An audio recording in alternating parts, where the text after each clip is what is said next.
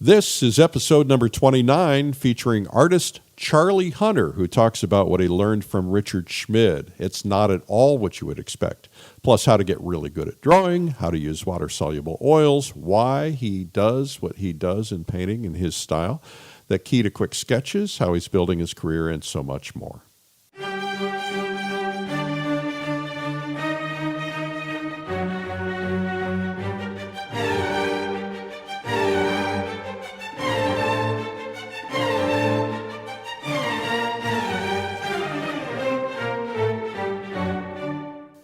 Welcome to the Plein Air Podcast from Plein Air Magazine. I'm your host, Eric Rhoads, publisher and founder of Plein Air Magazine. In the Plein Air Podcast, we dive into the world of outdoor painting, often called plein air painting. For those of you who don't know, plein air is a French term which essentially means outside, open air, outdoors. The French pronounce it plein air. Others say plein air, but no matter how you say it, there's a huge movement of artists around the world who are now going outdoors to paint because it's lots of fun. And this show is all about that movement, the painters, the collectors, the galleries, and the art. This week's podcast is brought to you by the world's largest gathering of outdoor painters, the Plein Air Convention. It's going to be in April in San Diego. You can learn more at pleinairconvention.com.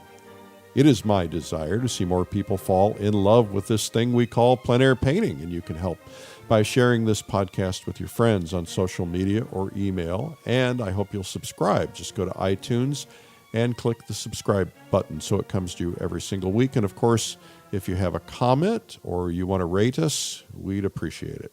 And feedback or interview requests, you can reach me, Eric at pleinairmagazine.com. Today's interview is brought to you by the Plein Air Salon art competition, which has just added new cash prizes with each bi-monthly competition. So let's get right to our interview with Charlie Hunter. Well, Charlie, I'm glad to have you on the interview. Welcome. Why, thanks, Eric. It's great to be virtually here. Yeah, are you in the world-famous Bellows Falls, Vermont at the moment? I am. It is a fabulous day here in Bellows Falls. So did you grow up there? I grew up 20 miles north of there in a little town called Wethersfield Center. And for me, like going to a movie in Bellows Falls was like night out in the big town. Yeah. How many people live in Bellows Falls? 3,500. Oh, wow. It's a big city. It is. Yeah. Cool. So you have the chance to live anywhere in the world. Why do you live there? Well, several reasons. One, you got to live somewhere. And one of the great things about Bellows Falls is no traffic. It's amazing to me when I travel around in the rest of the country how much time one has to sit in traffic out, next to an Arby's, behind a box truck, just feeling annoyed. But that's because they're in traffic because there's somewhere to go.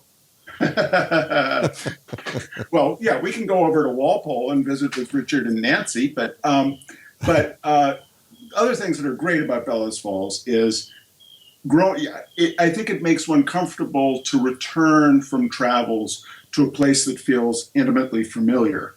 And growing up in Vermont, it's just it just naturally feels like home.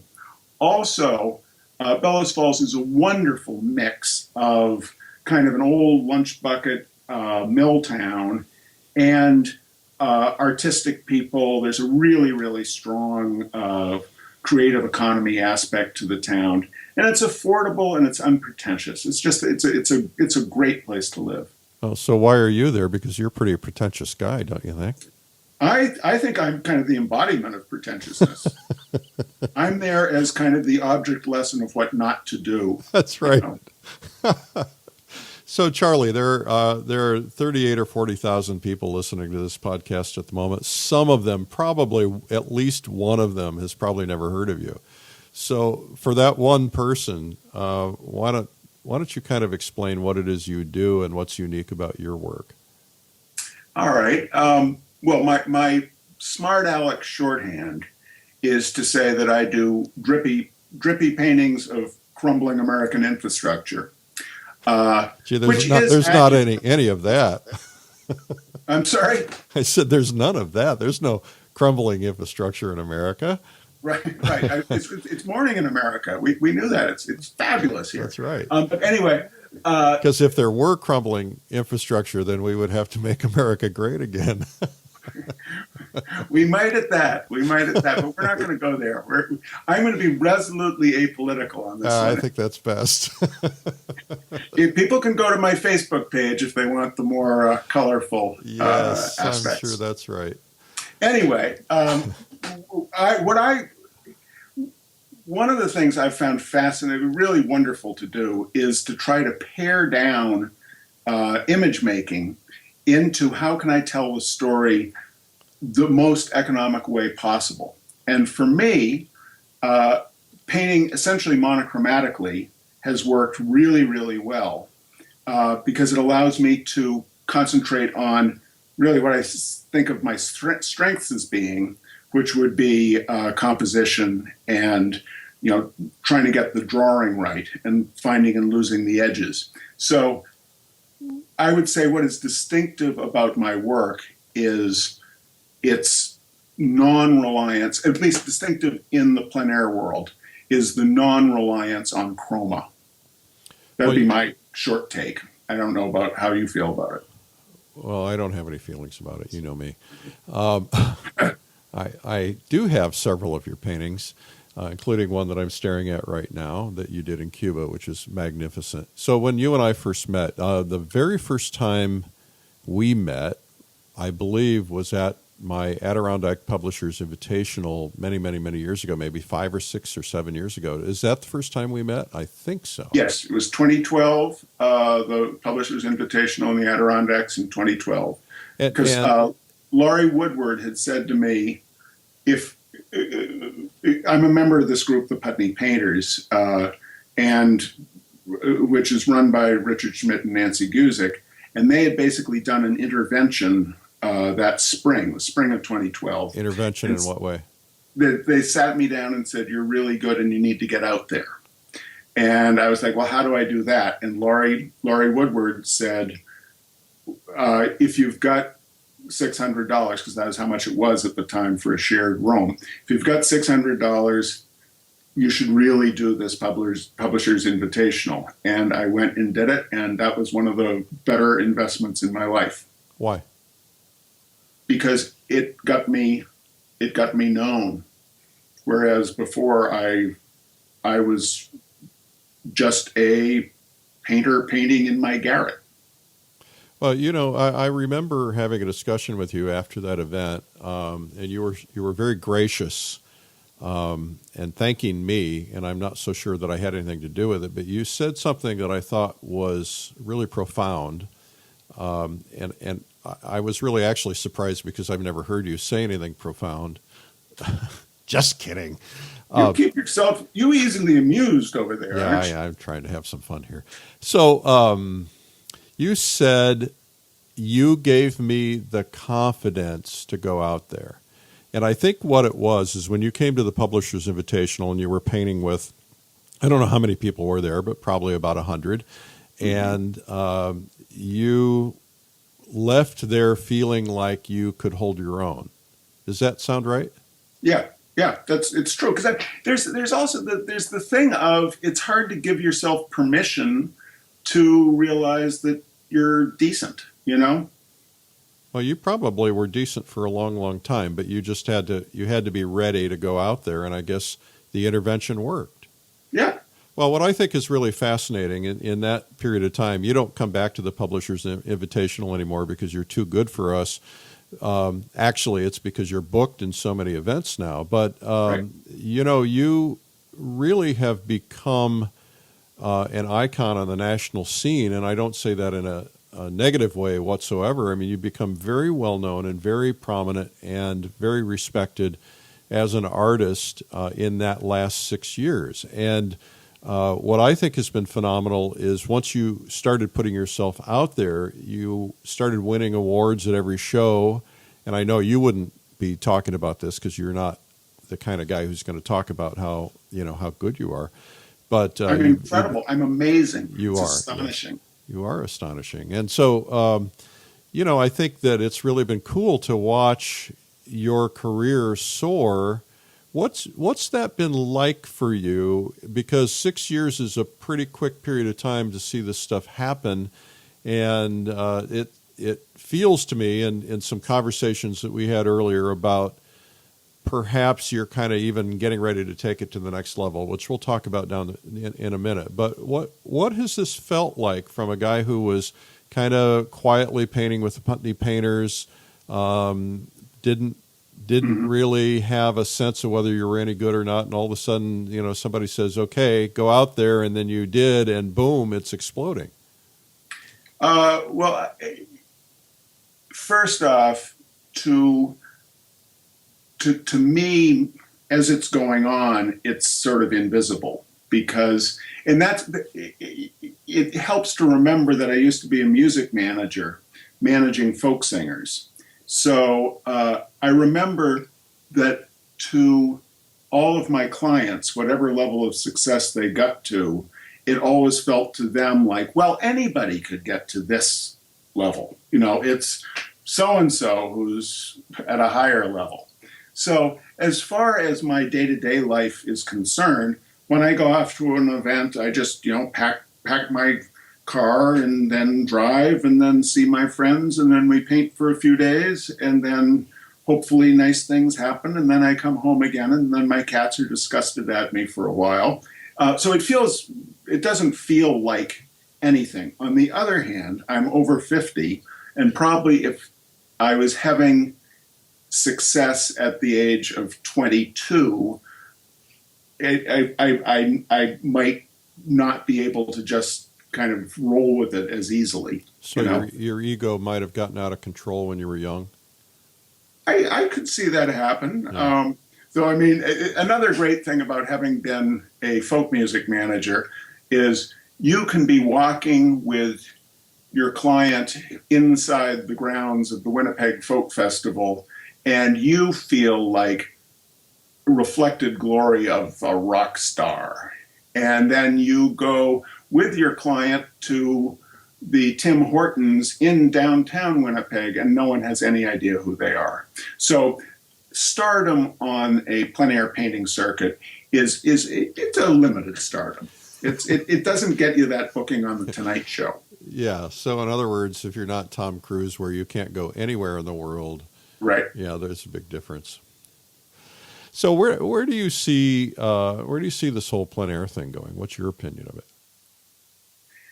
Interesting. I think there are really two paths. I think there is the kind of recreational picture making aspect of plein air. Sunday painters, right? Yeah, and serious Sunday painters. People who make images that are essentially depictions of that which they're looking at, and are satisfied with that and feel a satisfaction in doing that. And then I think there's also going to be a series of quantum steps forward among serious painters in the plein air idiom. I think there's a lot of really interesting stuff going on right now. It's moving beyond just the, kind of the parameters of plein air seem to me to essentially be established by the mid 20th century. And I think now that representationalism is alive again and moving forward again, plein air is going to move forward as well. And I would very much like to be part of the crowd that helps propel it onward. Well, I think that I was in the Irvine Museum with Jean Stern the other day, and he has an exhibition that is currently up. It probably won't be up by the time that everybody listens to this, but you walk into the room and you see the historic painters next to the living painters, and the quality levels are the same or better. And he said that he thinks the painters today are every bit as good, if not better, and they are taking steps towards, improving on what those guys had done. Of course, when those guys were around, they probably didn't have all the stuff that we have to kind of take them to the next level, like these events, these competitions, these videos and conventions and all these other things that, that really help people grow. So and so we really should be able to take this stuff to the next level. Yeah, and also the realm of commercial illustration has essentially evaporated or gone entirely to being computer-based. And so there certainly was an ongoing evolution of image making in commercial illustration right up till the moment when the market died. Yeah. And I think that creativity, I mean, so many of the serious plein air painters are former graphic designers or former illustrators. I think that energy is getting transferred into our realm. Well, the other thing that I think we need to keep an eye on is this urban sketching movement. There's supposedly about 80,000 people who are participating in that, and essentially it's kind of an early stage form of plein air because they're going out into the towns and the countrysides and they're doing sketching in sketchbooks, and then a lot of those people are now starting to find plein air painting and kind of taking it to a whole new level. And then that'll be good, but we're going to have to get them out of the habit of outlining everything, because they're going to go into painting with that idea of depicting the edges of the thing as opposed to the interplay of light and dark. Well, so let's talk about what your process would be. I've had the benefit of watching you paint, but not everybody has. Well, we had that day of painting together in Cuba when we painted the cars. Yes, we did, and I get more compliments on that Ford painting that's hanging in my studio than anything else. So thank you for your guidance on that. You remember the lessons? You remember? Yes, I do. Okay. All right. What's one of the important things to do, Eric? Relationships, baby. Relationships. Mm-hmm. You drop a plumb line from the edge of the windshield and see that that's where the tire is. And that way you don't end up putting the tire about 5 inches to the left. Yes. Well, I do tend to do that. Mm-hmm. Yes, you do. So for those who have not seen you do this, it's really unique to watch what you do, because you're not just using brushes. You're really using all kinds of tools, credit cards and scrapers and squeegees and all that stuff. But you kind of start out with rendering. You're not starting out by doing edges and filling them in like paint by number. So no, I mean it's basically, I mean, if you've got Schmid's Alla Prima, it is the monochromatic underpainting block-in method. But are you doing reduction? So are you? Because I think I saw you one time. You filled the whole canvas with a gray color, or grayish brown color, and then you just started. We call that murk. Yeah, murk. Yes, and then you started pulling it out. Yep, that's modified tonalism. Yeah, it's the Denishian that way of doing it.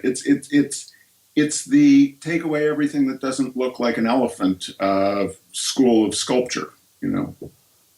Yeah, I didn't go to that school, so I don't know what the heck you mean by that. You know what in the world I'm talking about? Oh, ask a Buddhist; they'll tell you. Buddhists love that. All right. Okay. Well, I guess I've just completely come across as a complete cretin. So you're blocking in. So you're blocking in shapes, big shapes. Yeah. Basically it's slop the murk on the surface. If you can determine your big shapes early on, then you don't have to slop the murk over the entire thing. But just slop it over the whole thing. Then take your paper towel and start blotting out everywhere where the tree line isn't. And then you can start going in and tightening things up. And also remember, I use the water mixable oils. I use the Cobras as opposed to traditional oils. So I have less, I'm less tied to, I mean, I can do things like take a spray bottle and spray my surface, kind of using watercolor techniques in an oil domain. Which is not available to traditional oil painters. One of the benefits of doing what you do is that you basically have to carry about 2 tubes of paint, 3 tubes of paint. I got it down to 1 on the last when I just did the Buffalo Bill Art Show. Yeah. So talk to everybody a little bit about the water mixable oils, because it's kind of fascinating. A lot of people are moving in that direction, and what I find nice about them is that I remember one day when I was in Russia, and I had a car and a driver, and I was trying to get him to understand what I meant when I said turpentine or mineral spirits and an art store. And I spent $200 driving around St. Petersburg trying to find an art store, and finally found one. And then when I got there, they didn't know what the heck I was talking about. So I didn't have any mineral spirits. So now that, the idea of water mixable oils, you don't need to find mineral spirits. So talk to me about how to paint with them. How do you make it work? Okay, the way I make it work, they're the Cobra signature artists range from Laurie McNee to Michelle Byrne to myself. Very different ways of painting. The thing that attracts me about water mixable oils is the ability to start out with an almost watercolor process and then switch to that kind of juiciness or the kind of the power of true oil painting passages within the painting, so that you can get a really powerful dark, as opposed to everything having just that kind of matte evenness of watercolor. So what I will do at the beginning is use a very watery mix. Then as the water evaporates, you're wondering about cats. I have a cat wandering through telling me what a jerk I am right now. I don't know if you could hear that or not. Oh yeah, we can hear it. Okay. Sorry about that, but the cat thinks I'm a jerk. Anyway, so I put the watery mix down. The water evaporates. I'm left with uncured oil paint on the surface, because the water mixables are indeed a true oil paint. They're not like an acrylic, which is plastic. So it's just a modified linseed oil. So once the volatile, which in this case is the water, evaporates, you have uncured oil paint on your surface. So it's as movable as a very thin layer of oil paint would be, which it starts to kind of get sticky and set up. And that's when you bring in things like the squeegee, which can give you razor sharp lines, and you can either pull or just kiss against the surface. You can add marks that way or remove marks that way. And then you just work on the drawing and the composition. And then so much of it comes down to edges, of when to let go of an edge, when to really emphasize an edge. And that's something I've learned from Richard Schmid, and then where you want to really punch in your darks, it is merely an act of adding additional pigment to your surface, because I use a transparent. My go-to color is Cobra Raw Umber, which I believe in one of the Plein Air Today emailers, it was listed as the ugliest color in the world or something. I was delighted to find that that's my base color. And it is a transparent dark. So the darkest dark to lightest light is dictated solely by how thick the paint film is. And that makes life so much simpler than having to worry about mixing, So Richard always talks about keeping your darks transparent. Are you doing that? Yeah, because it's a transparent paint. Yeah, but when you're laying it in really, really, really thick, it's not going to win any awards for transparency, I'll tell you that. You're a piece of work. So I want to go back to something you said, because I think it's something that a lot of painters really struggle with, and something that I struggle with. So really, it's all about me. Edges. So what did Richard teach you about edges, and what have you discovered about edges, and why are edges really also important? Well, you know the painter Terry Mura? Yeah, sure. He is a perfect example of someone with an utter mastery of edges. I think it's interesting that we as humans seem to want to do two things when we make marks on a surface. We want to communicate the emotion of how something feels. I think that's why we're driven to do what we do. But we also want to make sure that we are understood. And then that means we tend to make what I call a hieroglyphics, a series of hieroglyphic marks, such as if you're drawing a car, if you're painting a car, our impulse is to put, you know that there are four round wheels. So you want to paint round wheels. And if you paint round wheels, you end up with something very strange looking, because when you actually squint at the actual thing, very often it's the wheel well, which is essentially rectangular. And what we see is really a rectangle with a little bit of a cut in at the bottom where the wheel is curving in. So what we're actually seeing is very different from what we think we're seeing and what our impulse is to depict. So the things I've learned from Richard are to do that snake eyes squint, squint at least halfway down at reality. Don't squint at your painting, but squint at reality and try to stop thinking about the thing being the thing, but instead think about the shape of the way the light is hitting the thing. And that's what you try to capture. The other important thing, I think, in image making is to try to remember that what we are needing to think that we're looking at is, in essence, a big theater backdrop, and we are reproducing that theater backdrop on our surface, i.e. it is a two-dimensional, that we're looking at something two-dimensional rather than something three-dimensional. That's key to getting your drawing right. Does that make any sense, or does that sound like utter gibberish? Both. Aren't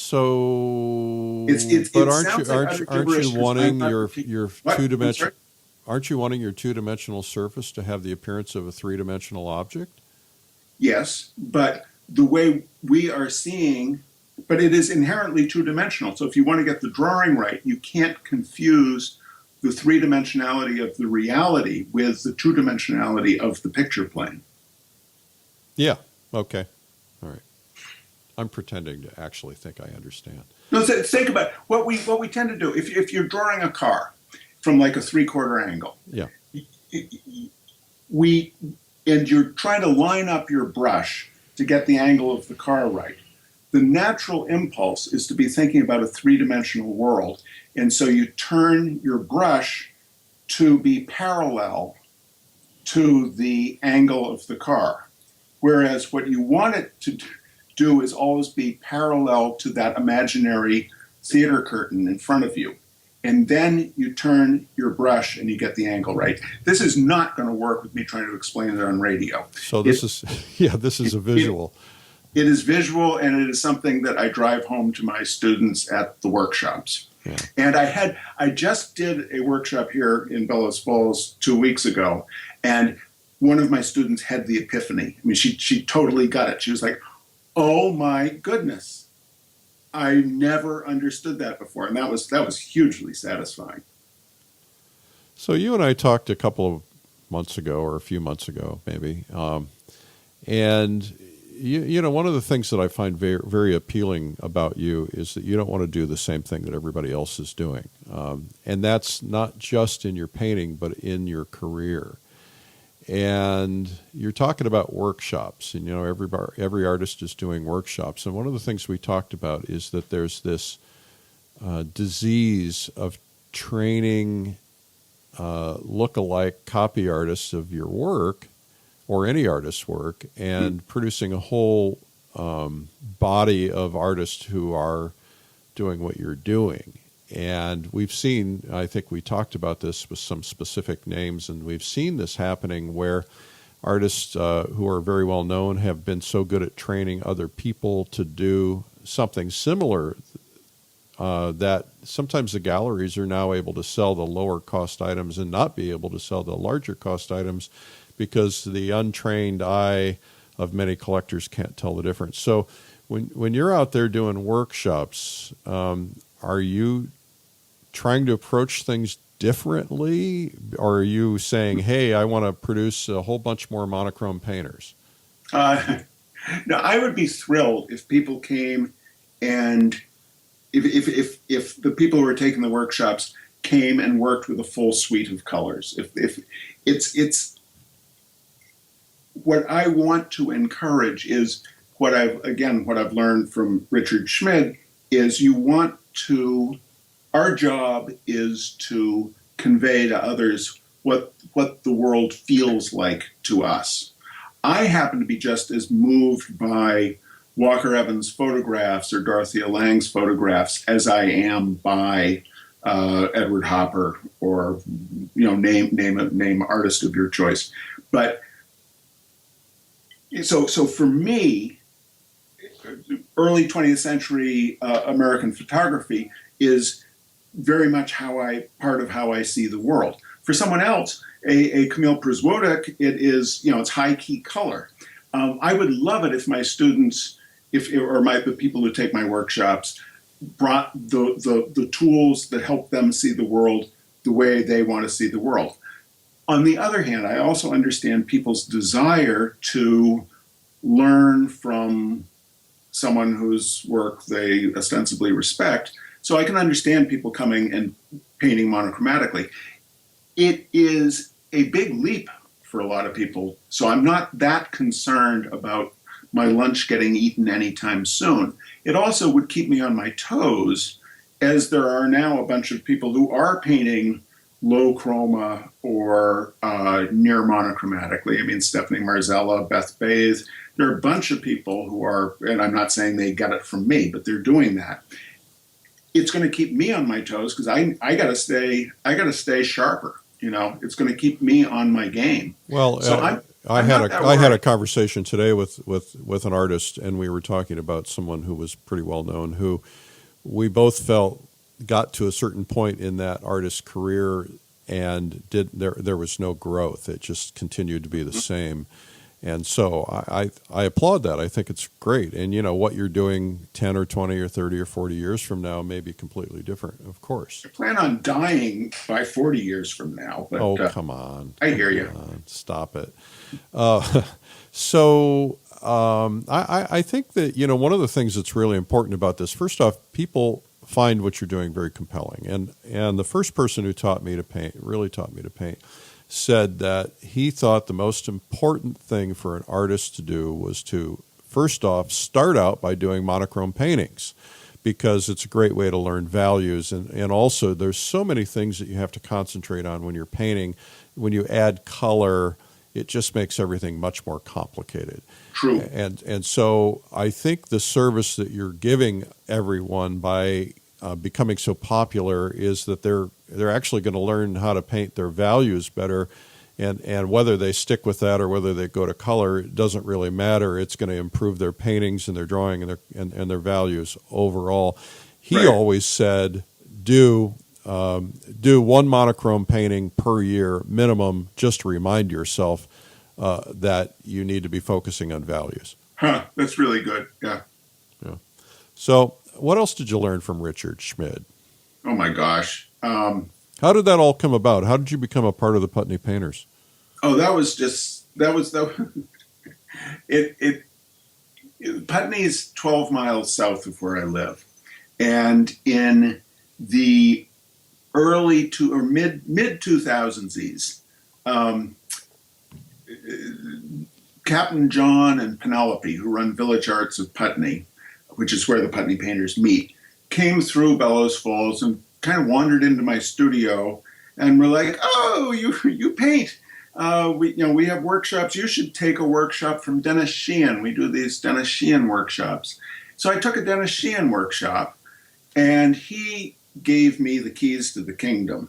In that, I had always wondered how Innes got that luminous look, and Sheehan's work is so similar to Innes's, and it was just a revelation. And I kind of dove into that and was attending all of his workshops. And they said that it was they were going to have a birthday party for Richard Schmid, and I should come to it that evening. Did you So know I who, came did to you the even know who Richard Schmid was? no, not a clue, not a clue. But I came in there, and there were all these people who seemed to think Richard Schmid was pretty important, and Richard Schmid was sitting there like a king next to his birthday cake, and he looked at me and said, "You're the only one with paint on your clothes. Who are you?"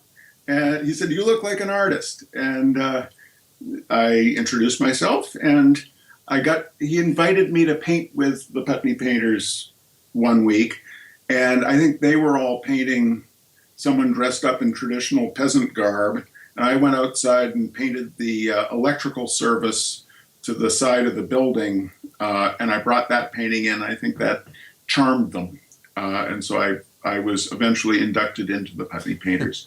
And the brand on my butt only hurt for a couple of weeks. So we all, to be a Putney painter, you'd get Schmid's initials. They branded on your butt, the initiation ceremony. TMI, a little too much information there, boy. Oh, I toned it down. Well, I think Richard's been very generous, and he seems to have a heart for teaching and for inspiring people, and I think that's been pretty terrific. I was at Putney Painters a long time ago, but I go way back to Putney actually before I ever heard of Richard Schmid, and that was there was an artist by the name of Fred Picker. Did you ever hear of Fred Picker? No, He was a photographer. And he studied with Ansel and was a brilliant black and white photographer. And he gave workshops in Putney.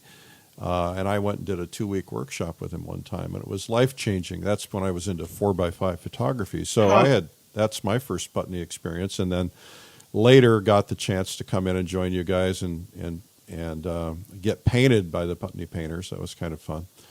So are there lessons that, other than the edges thing, I know it's hard to articulate many years of being together with somebody when they give you one little thing gradually at a time, but are there a couple of things that you might be able to pull out of the air that you think would be helpful to people?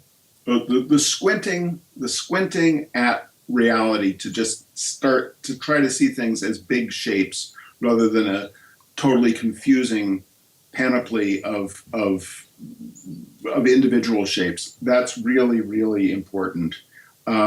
Also, keeping a clean palette is really important, especially if you're working full chroma, so that you know where each color is. You have access to a pot of clean color, and you have a clean surface on which to mix it. Really important. Using good tools is another thing that he really impressed upon me. I think I used to be kind of cavalier about, like, if I'm a real artist, I can use, I can make art out of anything. It really pays to have good brushes. It pays to have a crappy brush too, but you want to know exactly what your crappy brush is capable of doing. But just using using a filbert when you need to use a flat, it's never going to work. You're going to need to have a flat. If you need to have a thin line, a dagger brush or a rigger brush is really helpful. So get the right tools, get good tools, get surface, figure out the set of surfaces and pigments that work for you, and take our craft seriously and take the role of the artist as being a conduit for one's humanity, to take that seriously too. And then another thing that Richard has always been great about doing is essentially driving into our little skulls to pay it forward and think of the larger community of artists. It's just been a total gift to work with that guy. Cool. So you went to Yale Art School, yes? No, I was an undergraduate at Yale. I have a degree in art from Yale, but it's whatever the first thing is. Is it BA? BA? Is that what you? Yeah, BA. Okay. Because I didn't go to art school, but I studied art at Yale. Oh, okay. All right. So that's not where you learned drawing. Oh no, that is where I learned drawing. Believe me, because there's a guy named. I'm blanking his name. Oh man, Has to do with being over 50. Oh No, it has to do with talking with famous people like Eric Rhoads. Yeah, right. But William Bailey was the drawing teacher at Yale. And William Bailey had us draw the live model 3 days a week from 8 a.m. till 11:30 a.m. for 3 years. So that's sort of where I learned to draw. Oh, that's a fabulous experience. I was commenting last night to some guys in my, I have a Wednesday night portrait group, Mm-hmm. and I was commenting about what Max Ginsberg had told me. What really made the difference for him is that when he was in art school, he and some of his buddies got a model, and they started at 5 o'clock in the morning, and they painted from 5 until 10 when school started. And so they were getting like 5 hours a day, and they did that for 3 or 4 years straight. He said it just totally changed their abilities.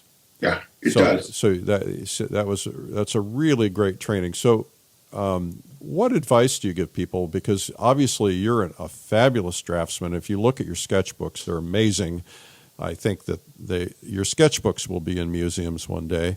And I'd like to understand what advice about drawing. How do you get it down? What tips do you have? Because it's so critical. Well, that is one of the funny things, is that I am lucky enough that people will come up to me and say, "Oh, I want to paint the way you paint." And I said the most important thing is to try to get a regular drawing practice in place, and get a good sketchbook. Don't just get a piece of paper and sketch on that and then you lose that piece of paper. No, get a good spiral-bound drawing book or a nice binding drawing book, something that opens flat. Get a set of pencils that works for you. And then when you've got, one of the things we do that is crazy is we prime ourselves for failure by, we want to be artists. And so we want to paint because that's the symbol of being an artist. Very often we don't really have enough time to paint. So we start already feeling a little bit under the gun, and then we don't know what we're painting. So then you are kind of floundering with all these beautiful materials. Whereas if you just instead sat down and did a 45-minute drawing, you would be essentially doing your scales for the time when you do have enough time to paint. You would be figuring out compositional stuff. You would be taking that pressure off of yourself of having to make a deathless work, because we take sketching much less profoundly as a reflection upon our artistic ability than we do painting.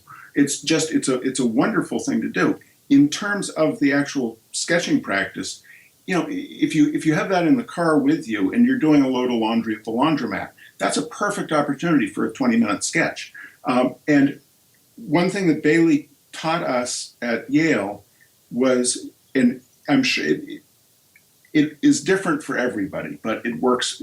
This lesson worked for me, which was to just always draw a rectangle in your sketchbook that's kind of concurrent with the amount of time that you think you got. So for me, a 20-minute sketch is usually going to be about 5 inches by 2.5 inches space. So I draw a rectangle about that size, and then I do my drawing within those boundaries, rather than kind of oozling out to the side of the page, because then you don't take your composition as seriously.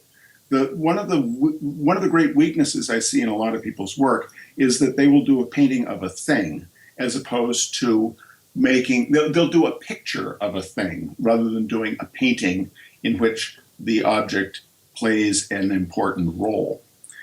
So I think composition is one of the weaker areas of the plein air world. And I think a regular drawing practice is one of the best training tools that there is for improving composition. Well, you do a lot of your work from drawings. I've watched you do paintings from drawings, I think I remember you saying something to the effect of, I need to do another painting, and you started flipping through your drawing book, say, let's see, which one should I do? So is that kind of the basis for everything? And when you're out on location, do you start with a painting, or do you always do a thumbnail or a drawing first? It depends. When I'm in good trim, if I'm, at a plein air event, I generally will just start on a painting. If I'm out of practice, I will do a sketch I'll do a couple of days of sketching before I start painting again.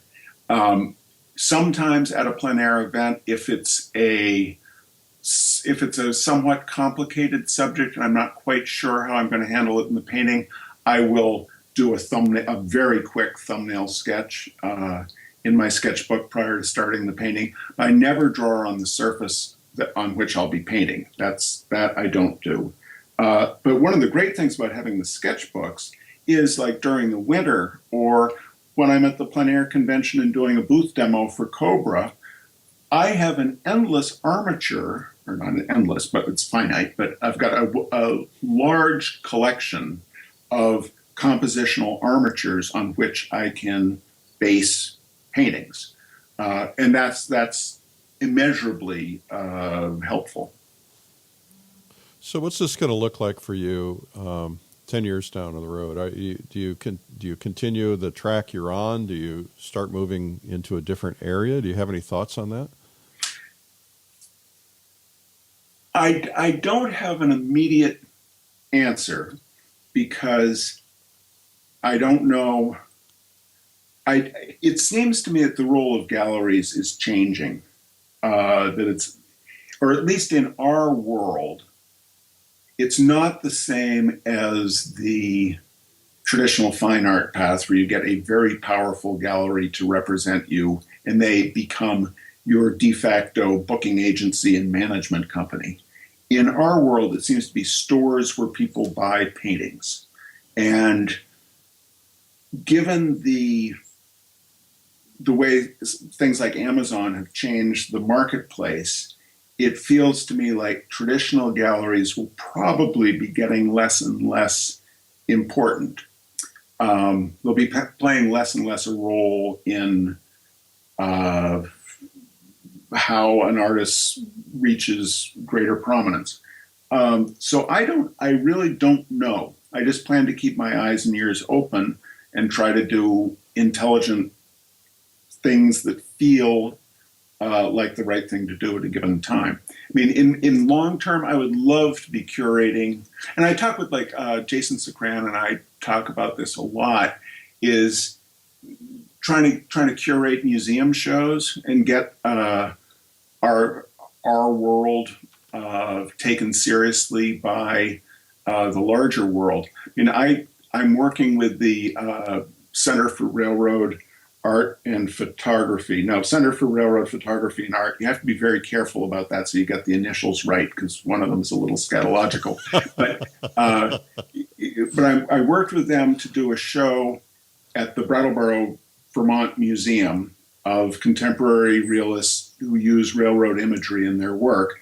Then the Center for Railroad Art is working with, they did an article in their magazine, and then we're going to take an expanded version of that show, and it will go into other venues, probably railroad museums at this point. But I think it starts to be an entree to getting our stuff out there and being thought of as important image making, as opposed to being a fundraiser for arts organizations, which is what basically the plein air circuit really is at this point. Yeah, but it's playing a really important role. When I started Plein Air Magazine, which was probably about 15 years ago originally, there probably were not 5 plein air events in America. Really? And there really weren't a whole lot of painters, quite frankly. And as a matter of fact, we had to stop publishing because we couldn't succeed. And then I brought it back when I had a little more money and I could try it again. And now, if you look at it, I mean, there's got to be 200-300 plein air events. And you're right. I mean, every community or every club or every somebody is using this as an opportunity to raise money, but it's playing a very important role in the overall movement. And the overall movement is, if you look back on this period of time in art history, this is a very significant period of time. The plein air movement that's going on right now is bigger than anything that's ever happened in the history of art in terms of the volume of high-quality painters. The same thing, interestingly enough, is happening at the high-end academic realism movement, where you have a lot of really spectacular figurative painters who are doing things that are every bit as good as the things that were painted 500 years ago. And the two movements are happening at the same time. We just happen to be kind of in both of those because we have fine art connoisseur in the one movement and plein air in the other. But this is going to be really significant. So it doesn't necessarily matter how we get there, but it is very important, the recognition of getting there. And then I think the thing that is really, really, really critically important is we've got to keep the quality high and keep the artists growing. Because when you suddenly have 200 events and there's 50 artists at every event, and suddenly you're bringing a lot more artists into the fold, and these organizations that are doing this absolutely have to make sure that they're vetting the artists, that they're jurying people in, and that they're keeping the quality high. Because the worst thing that could happen to the plein air world is to get the reputation that plein air is insignificant, unimportant work, when in fact, these paintings that a lot of these people like yourself and others are doing on location are museum quality right out of the box. And so we just have to make sure that plein air does not equal quick and insignificant. Right. That one of the things I try to keep in mind is to not do shtick. To just because I know a technique can save a painting. Well, occasionally I'll do it. If I've got a painting that's kind of dying otherwise. But you try not to always do the same thing. You try to. I liken this to short story writing. That we have the vocabulary that we're most comfortable with. Faulkner would write page-long sentences. Hemingway would write 5-word sentences. Both are valid ways of storytelling. And analogously, these are all valid ways of picture making. However, it can't become hackneyed and repetitive. I mean, Faulkner is interesting because Faulkner was, he was going back to his art, the same, the Yanapawa, however you pronounce it, county where so much of his stuff took place, but he was telling different stories. Hemingway, from bullfighting stories to the World War I stories to the Old Man and the Sea. I mean, he kept moving, kept changing it. We have to keep this exciting as we go forward. Do you think literature makes you a better painter? Yep, I think music also does. All of the arts together make us better artists and better people. Can you articulate why? Because it's art is what keeps us in touch with the divine. Life is hard. Life is dusty. Life is dirty. Art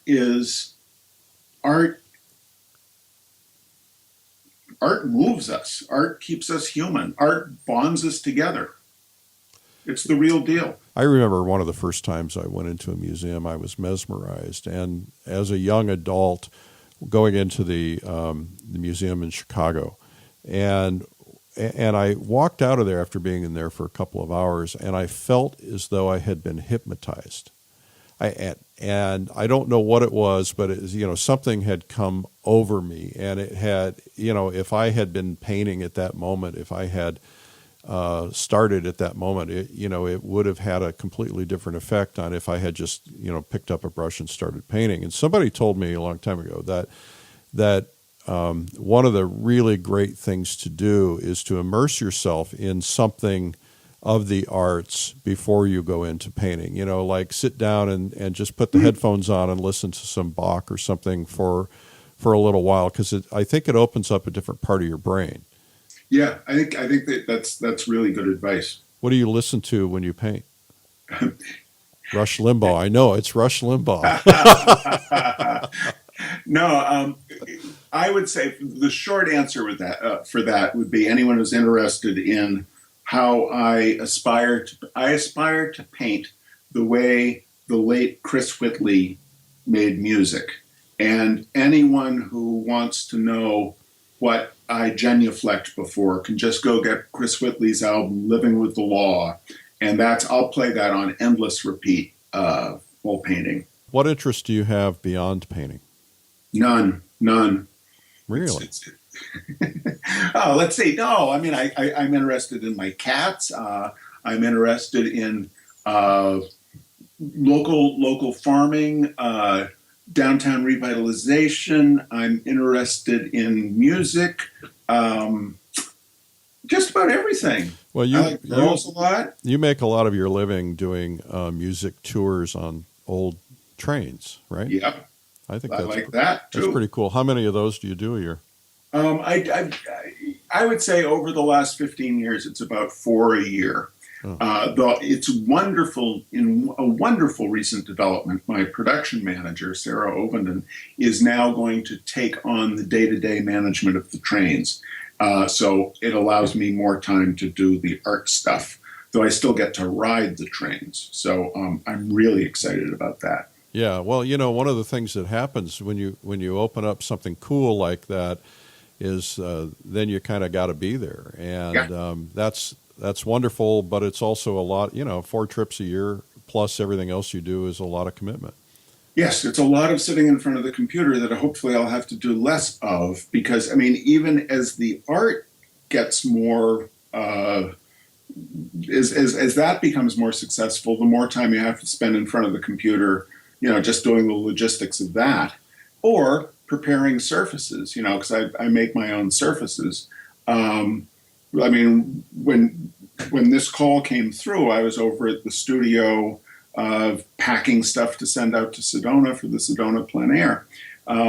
There's lots of, it's interesting that as one's career develops, the amount of time that you have to spend not actually doing the thing that you really would like to be doing. Well, there's a book by Michael Gerber called The E-Myth, which is really for entrepreneurs, but the concept in the E-Myth is that you really love being an auto mechanic and you love to work on cars, and you start a business. Next thing you know, you're managing a business with other mechanics and you're not getting to work on cars. That was my dad's experience. He was a printer. He loved printing, and he would get successful and he'd have to spend all his time scheduling and billing, and he never got to print. So he ended up, that old New Yorker cartoon of the tycoon coming home saying to his wife, "Well, honey, I fired them all 4,268 of them. I'm going to go it alone." My dad ended up selling his print shop, which I think had like 12 printers by that time, and just opened up a little one-man shop back in this little house in Vermont, and had a wonderful time. Well, I struggle with that because I want to paint more, and yet I love doing what I'm doing. I love doing the magazines, and I had an opportunity to sell everything, and it's like, no, why would I do that? I mean, this is like so much fun, and it's helping a lot of people, and it's changing lives, and it's the marketing stuff, and so. I do battle that, though, because, I want to paint more, but at the same time, this is really good stuff. It's fun to do. Right. And it also, I think it keeps us grateful. If we just got to paint all the time, then we'd take it for granted. Whereas when we get to actually sit down with the sketchbook or with the paintbrush, we can have a moment of gratitude. Yeah, that's true. It's kind of a form of meditation. So I'm curious about one other thing, and that is that a lot of this didn't just happen by accident. You weren't sitting in a drugstore and a producer walked in and said, "Hey, I'm going to make you famous, kid." What are you consciously doing to market your career? I try to intelligently choose which events I do. I am constantly tinkering with whether I keep doing the same events or move off of doing them all the time. I was originally thinking do an event for 3 years and then be done, but the problem is there's no direct step. Where do you go after doing Easton for 3 years? Right. So instead, my new policy is to kind of do an event for 2 years, take a year off, do it again, take a year off, because I think the first time you go in, people are like, oh, that's amazing. I've never seen anything like it. And the second year, it's like, we're so excited to see you again. And then the third year, it's like, hey, it's that guy. Well, if I don't want to become that guy. You come from the music industry, and I mean, how many times in our lives have we heard, Michael Jackson was retiring, Barbra Streisand was retiring, the Justin Bieber even did it, right? So I think the music industry has really learned that the importance of scarcity, and that if you are always there and always available, you're taken for granted. And so you see these artists who will, they'll take a break, they'll take a year off, or they're outright lying in the case they're saying, well, I'm not going to perform anymore, I'm going to hang up my headphones or whatever. But I think that they really they're really good at managing that, and I think that scarcity is really important for artists, because you want to do the good shows, but you also want to make sure that you're not so available all the time, because people get used to you, and it can wear thin. But at the same time, in the back of your head, you're thinking, well, if I'm not there, maybe I'm not going to get invited back, or I'm not going to sell anything, or whatever. Yeah, it's fun to toy with trying to think about how to keep things moving forward.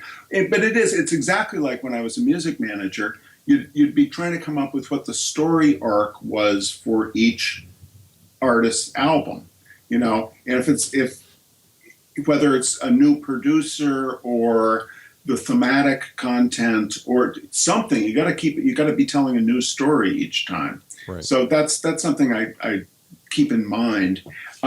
It's interesting also. I get a lot of inquiries of people saying, how come you don't have videos up on YouTube? Well, I don't want to have terribly many videos up on YouTube, because then people wouldn't. Then the mystery's lost. Yeah. I was thinking it would be fun to do a series of videos where at the crucial moment of each video, like someone walks in front of the camera, or the cameraman becomes distracted by an attractive woman walking past and turns back and I'm saying, see, and that's how you do it. Cliffhangers. Yeah. Yeah. You are such a show business geek. Yeah. Any other marketing things that you're doing? Well, I gotta say, I love your sales team.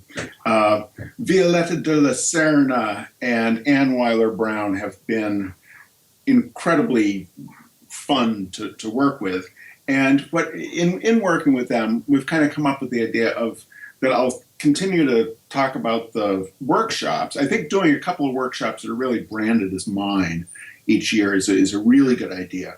We do the Frozen, I'll put a plug in right now, the Frozen Ass Painters in March in Vermont, which is about the dumbest idea for a painting workshop you can imagine, because you can get sleeted on, snowed on, rained on, and sunshine upon all in the same day, as opposed to all those workshops in Italy where it's just beautiful and you didn't get any painting done because it was so beautiful, but you drank great wine. Here, it's so miserable. You want to do good painting because you paid all this money to be at a workshop, so you've got to get something out of it because your feet are freezing. So anyway, are you going outdoors in the wintertime and painting? Oh, yeah. Man. We go out in March in Vermont. And then at the end of the day, we go into the room, put up the paintings, drink wine, eat cheese and crackers, and have a nice long discussion about what we painted, and then we go have a big dinner, and then we go to sleep. It's great. But anyway, so the workshops I will keep, I advertise in Plein Air, but then I want to have my paintings, I want them to be viewed with gravitas, so now I'm advertising the paintings with my my ill-gotten gains from the Plein Air events, which has given me this little bit of a cushion, I'm advertising the paintings in Fine Art Connoisseur. Cool. Thank you. And we'll see how that works. You can get back to me in a couple of years. I may ask for my money back. Well, you But know, so far, so good. So you said something that's really critical that most people don't understand, and I think this probably emanates from your background in music, your marketing background, but you said, I'll see you in a couple of years. See, what happens with most people is they'll say, I think I'll do some advertising because you've got these big audiences of art collectors, and so I'll buy an ad and I'll see what happens, and then nothing happens, and then you can't get them to call you back, right? Yeah, no. What we've decided to do, I can't afford to do an ad every issue, but I don't want to. I'm doing a full-page ad every other issue of Fine Art Connoisseur, and I think I contracted to do a year, so that's like five issues or something. Because I assume it's not really going to get into anybody's consciousness until about the third one, I would think. And I'm just using the same tagline in each ad, which is Charlie Hunter, reasonably fine art, because no one advertises their art as being reasonably fine. That's right. It's a new niche.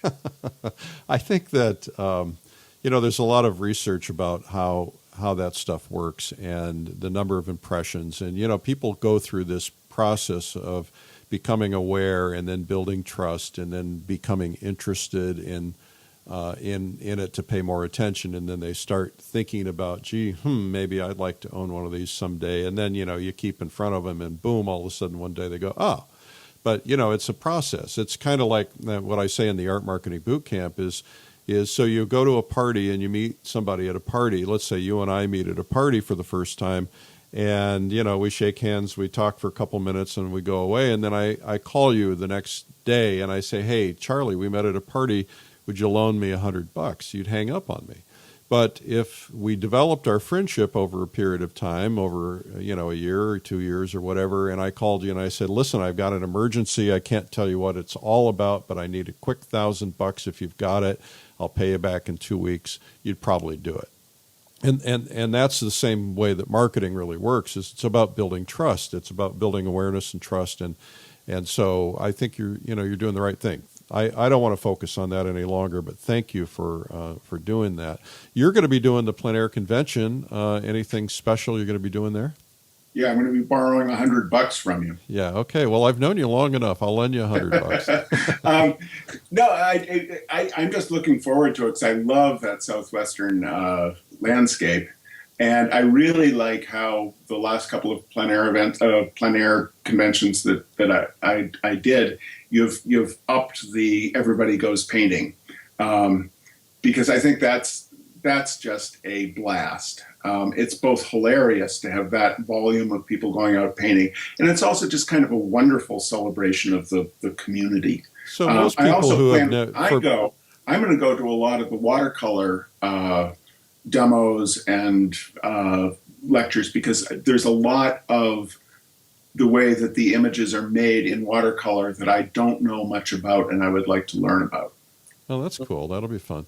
So for anybody who's never been to that, because, the hardest thing for me is articulating to somebody who's never been, who can't imagine, because they hear convention, they hear a lot of people, and they think, people with funny hats on and badges, from watching Fred Flintstone cartoons. Yeah, well, that's cartoons. pretty much what it is, isn't it? You had everybody wearing flight crew outfits last one I went to. Yes, I did. And this coming year, because it's in San Diego, I'm asking everybody to bring Hawaiian shirts and beach outfits, because we're going to have a surf and safari party, baby. Okay. All right. I'll keep that in mind. But you want the take on the Plein Air Convention? Yeah, I think from the perspective of somebody who maybe hasn't seen it before. Yeah, sure. Yeah. Okay. It does sound like an oxymoron, because convention center and plein air are kind of in opposition to one another. So you think it's totally not going to work. And then you get there. It's like so many things in life. You get there and you say, oh, that's how it works. Because you need to have the big space, because it's 750 or 900 people.